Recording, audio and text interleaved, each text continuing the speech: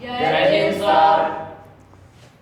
जय हिंद बच्चों, इस समय आप लोग मामना इंस्टीट्यूट के यूट्यूब चैनल से जुड़े हुए हैं और इस चैनल में मैं आप सबका स्वागत करता हूं। आज हम लोग class 12 physics Hindi medium NCERT book के फर्स्ट चैप्टर वैद्युत आवेश तथा क्षेत्र यानी इलेक्ट्रिक चार्ज एंड फील्ड के 6 लेक्चर 6 को लेकर के आज हम लोग आए हुए हैं और ये क्लास न्यू बैच 2023 टू 2024 के लिए चल रहा है। और हम आपको ये भी बता दें कि मामना इंस्टीट्यूट के सभी बैच प्रारंभ हो गए हैं, सभी क्लास चलने शुरू हो गए हैं और जितने भी एकेडमिक क्लास हैं सभी एकेडमिक क्लास चल रहे हैं। 9th 10th 11th 12 Hindi medium CBSE board science art commerce के सभी क्लास शुरू हो गए हैं। और दूसरी चीज़ हम आपको ये भी बता दें कि यहाँ पर पढ़ाने वाले जितने सर लोग हैं सभी लोग इंटर कॉलेज के लेक्चरर हैं और सब अपने क्षेत्र के बहुत बड़े बड़े विद्वान हैं, चाहे वो फिजिक्स के हों या केमिस्ट्री के हों या मैथ के हों या इंग्लिश के हों या सोशल के हो या हिंदी के हो, सब अपने आप में स्पेशलिस्ट लोग हैं। तो अब आप अतिशीघ्र एडमिशन ले लें और सभी क्लासेस शुरू हो गए हैं। चलिए अब इसके बाद हम आते हैं अपने लेक्चर 6 पर और 6 लेक्चर में हम लोग पढ़ेंगे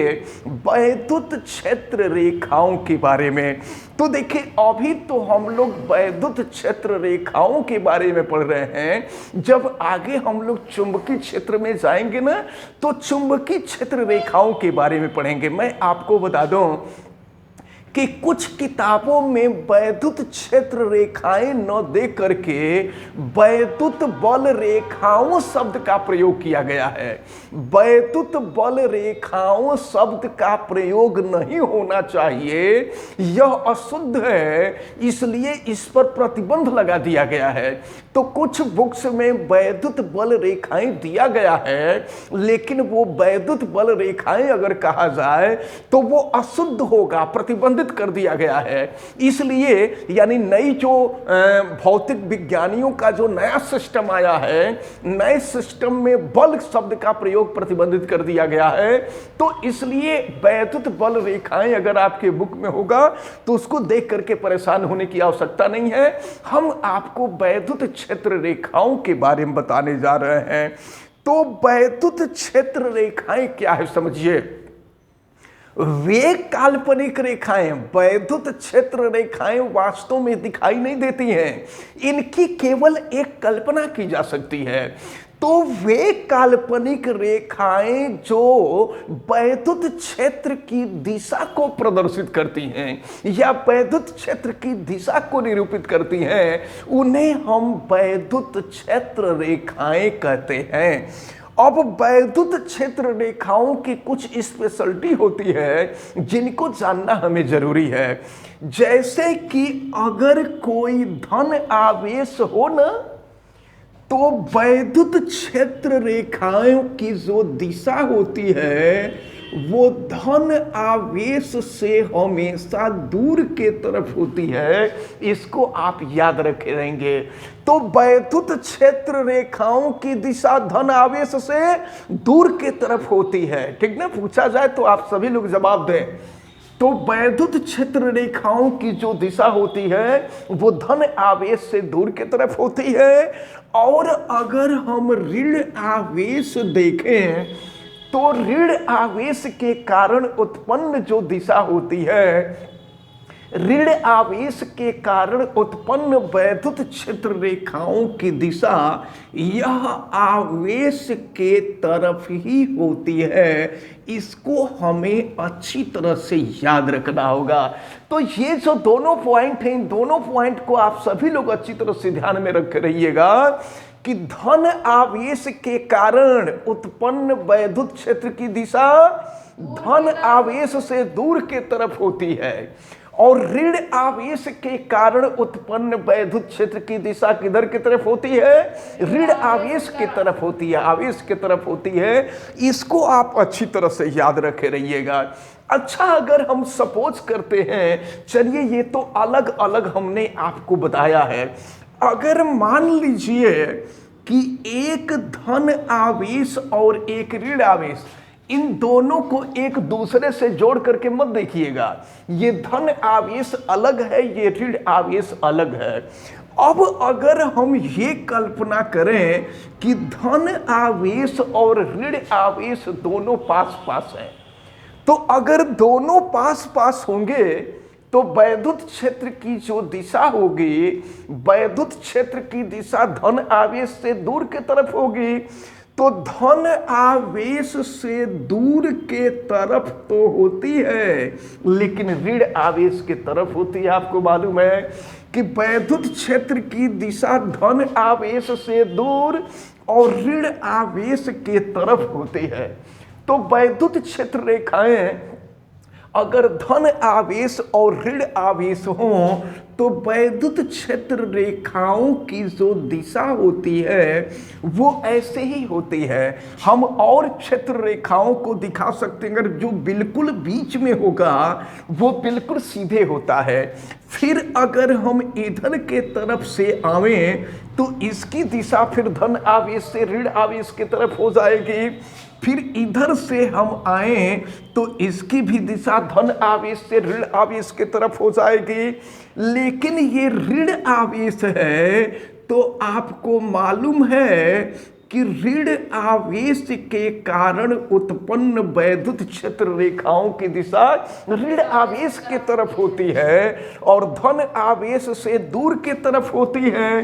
तो अगर हम देखें ये धन आवेश है तो वैद्युत क्षेत्र रेखाओं की जो दिशा होगी वो धन आवेश से दूर की तरफ होगी। इसको आप अच्छी तरह से याद रखे रहिएगा। ये काफी टेक्निकल चीजें हैं और काफी इंपॉर्टेंट है, ये आपसे पूछी जाती हैं। तो अब हम आपको बताने जा रहे हैं वैद्युत क्षेत्र रेखाओं के गुण। तो वैद्युत क्षेत्र रेखाओं के गुण में हम पहला गुण देखने जा रहे हैं। वैद्युत क्षेत्र रेखाओं का पहला गुण क्या है? देखिए, वैद्युत क्षेत्र रेखाएं ये हमेशा धन आवेश से चलती हैं और धन आवेश से चल करके ऋण आवेश के तरफ जाती हैं। ये पहली विशेषता, इसको आप याद रख रहिएगा कि वैद्युत क्षेत्र रेखाएं धन आवेश से चलती हैं और धन आवेश से चल करके किधर के तरफ जाती हैं? ऋण आवेश के तरफ जाती हैं। इसको अच्छी तरह से आप ध्यान में रख के रहिएगा। ये पहली विशेषता है।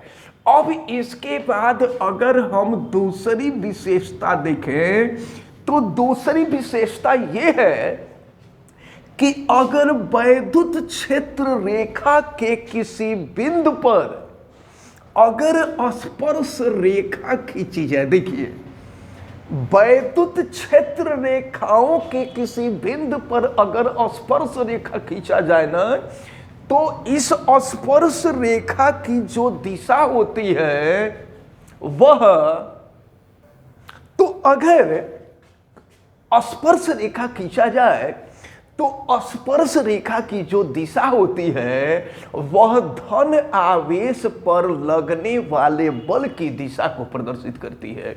इसको आप ध्यान में रखे रहिएगा। अब इसके बाद अगर हम तीसरी बात को देखें तो तीसरी बात ये होती है कि ये जो वैद्युत क्षेत्र रेखाएं हैं ना, वैद्युत क्षेत्र रेखाएं एक दूसरे को कभी काटती नहीं है।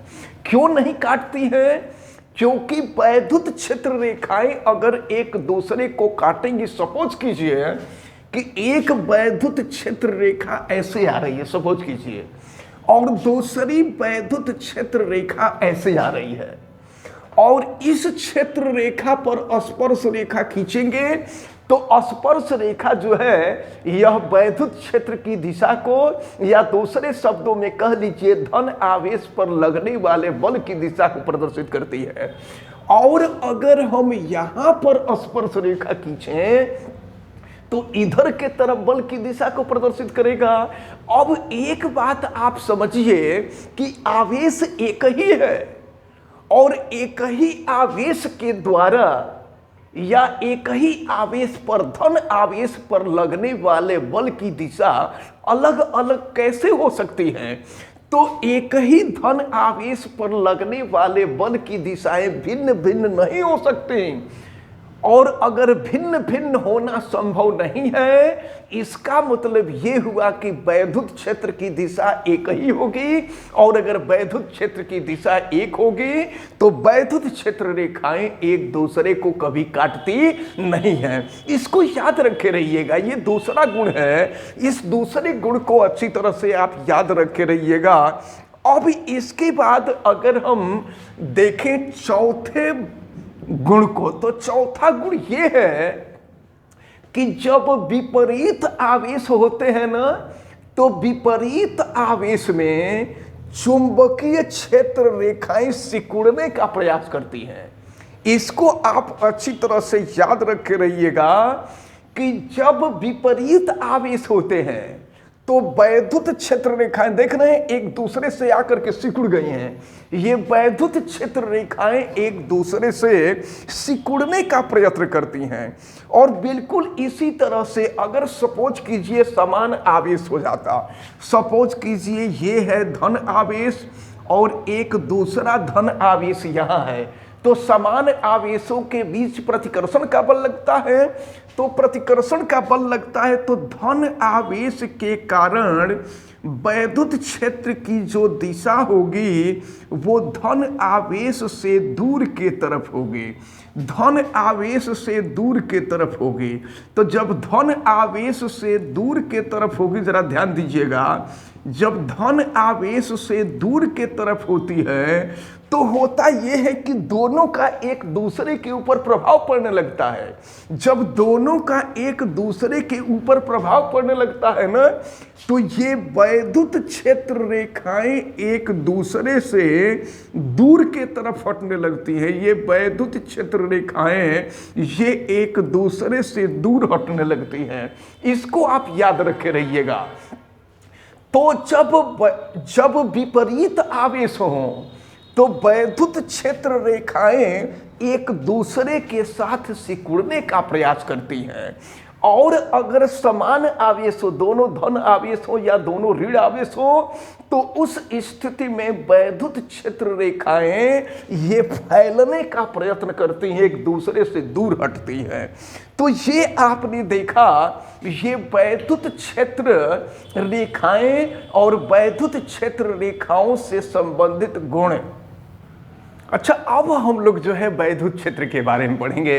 अभी तो हम लोगों ने वैद्युत क्षेत्र रेखाओं के बारे में देखा, अब हम लोग वैद्युत क्षेत्र के बारे में पढ़ेंगे। देखिए वैद्युत क्षेत्र की डिफिनीशन क्या है।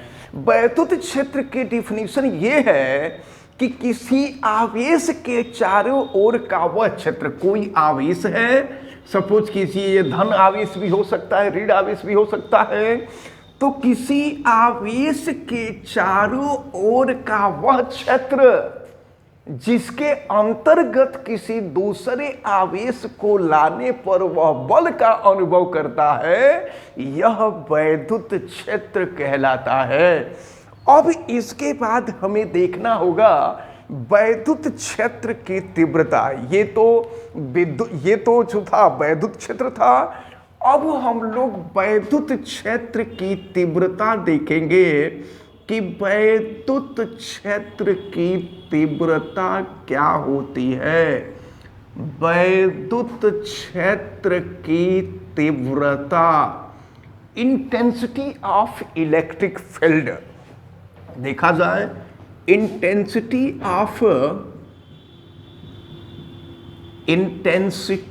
ऑफ इलेक्ट्रिक फील्ड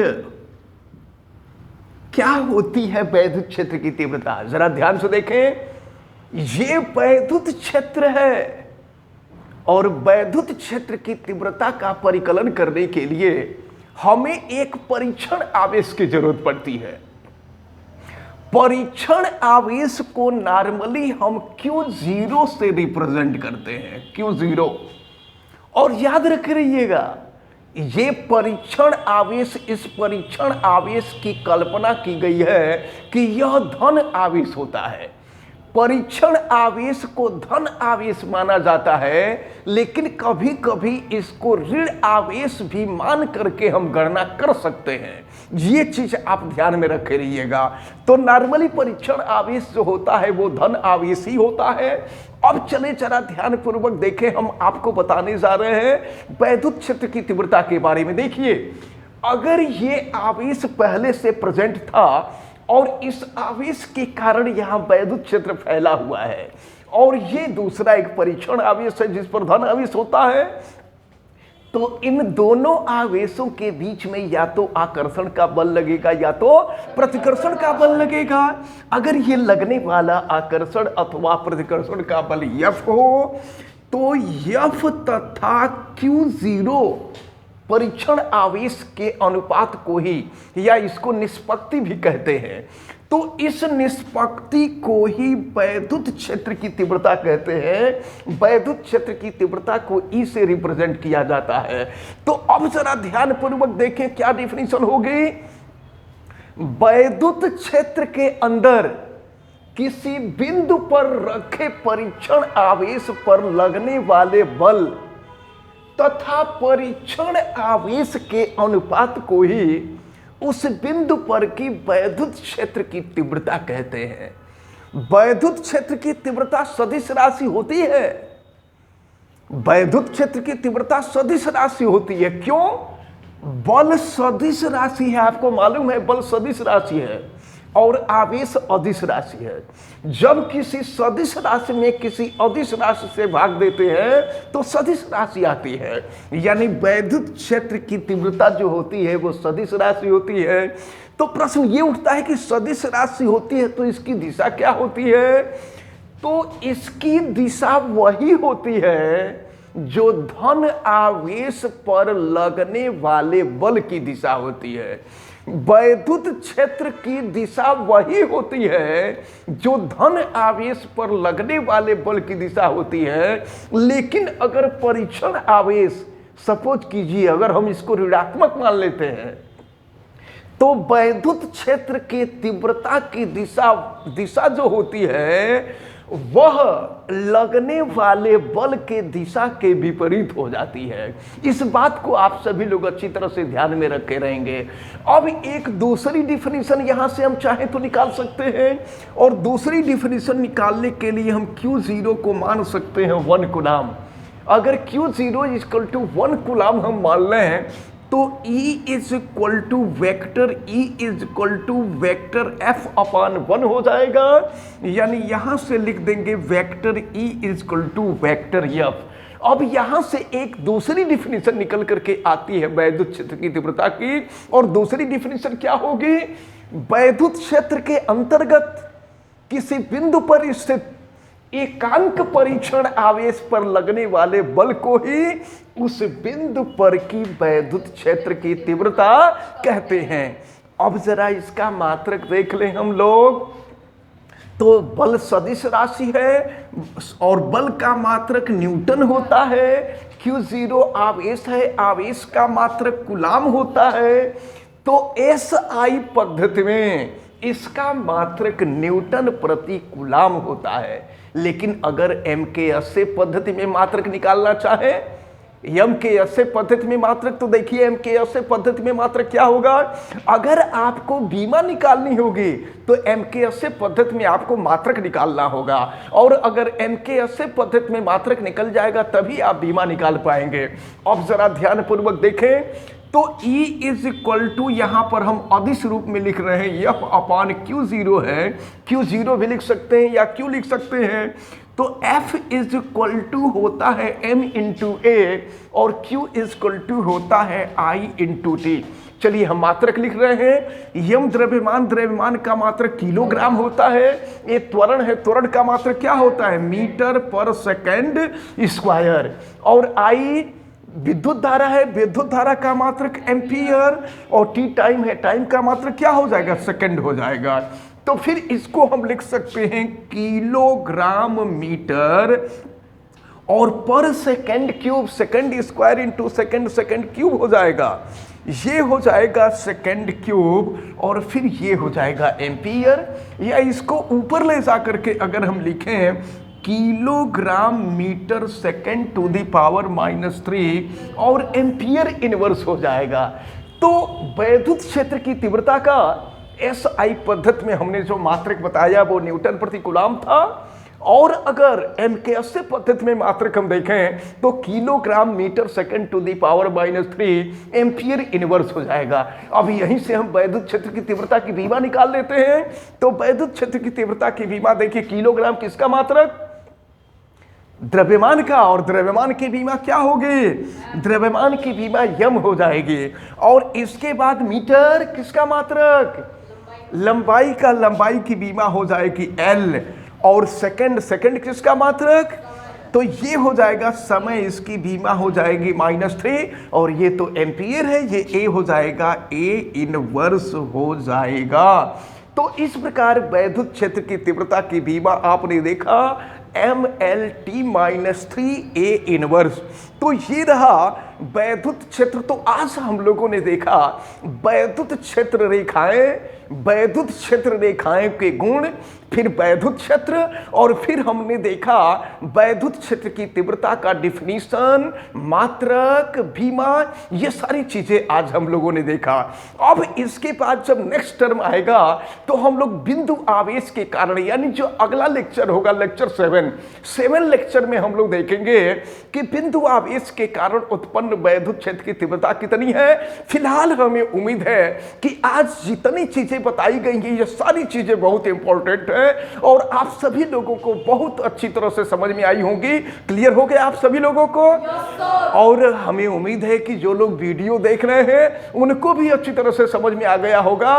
आप लोग वीडियो से केवल पढ़ सकते हैं, लेकिन अगर आप हर सब्जेक्ट की बहुत अच्छी जानकारी चाहते हैं, physics, chemistry, math, biology, Hindi, English, और उसका नोट भी चाहते हैं, तो आपको महामना इंस्टीट्यूट में तत्काल एडमिशन लेना होगा। आप तत्काल एडमिशन ले लीजिए। सभी क्लास के सभी बैच शुरू हो गए हैं और एकेडमिक क्लास सब चल रहे हैं 9, 10, 11, 12, और यूपी बोर्ड यानी हिंदी मीडियम और CBSE board science, art, commerce सभी बैच शुरू हो गए हैं। और दूसरी चीज हम आपको बता दें कि कल संडे यानी 19 मार्च 2023 को 4 बजे CUET का फिजिक्स का लाइव क्लास चलेगा और 6 बजे मैथ का लाइव क्लास चलेगा। तो अगर आप लोगों में से CUET के भी लोग प्रिपरेशन करते हो तो उनको भी आप बता दें, वो लोग महामना इंस्टीट्यूट के YouTube चैनल को फ्री में सब्सक्राइब करके फ्री में पढ़ सकते हैं। इसको आप अच्छी तरह से ध्यान में रखे रहिएगा। फिलहाल वीडियो जितने लोग देखने वाले हैं, वीडियो को आप सभी लोग लाइक जरूर करें, और अगर आप चैनल पे नए हैं तो चैनल को सब्सक्राइब भी कर लीजिए, बेल आइकन को भी प्रेस करें। और अगर किसी प्रकार की कोई दिक्कत समझ में आती है तो आप हमें कमेंट करके जरूर बतावें। और हाँ, वीडियो को मैक्सिमम स्टूडेंट तक शेयर आप जरूर कीजिएगा। आप सभी लोगों का बहुत बहुत धन्यवाद। जय हिंद। Your most welcome.